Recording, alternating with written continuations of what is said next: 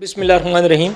मैं डीपीओ बकर सैयद अली रज़ा बात कर रहा हूँ और मैं तमाम अहलियान पाकिस्तान और स्पेशली बकर के रहने वालों को अपने दिल की गहराइयों से ईद उल अज़हा की मुबारकबाद पेश करता हूँ।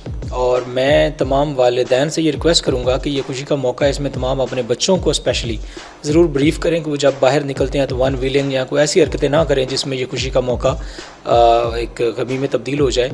और इसके अलावा अपने बच्चों को ज़रूर ब्रीफ़ करके बाहर निकाला करें कि कोई ऐसी हरकत ना करें जिससे ऐसी सिचुएशन पैदा हो जाए जिसमें फिर अल्टीमेटली जो खुशियाँ हैं वो गमी में तब्दील हो जाएँ।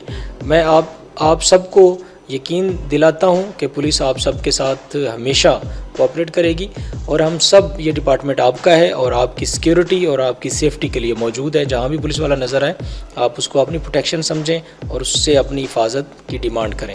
सो आप सबको दोबारा ईद मुबारक हो और ईद में आप पुलिस वालों के साथ कोऑपरेशन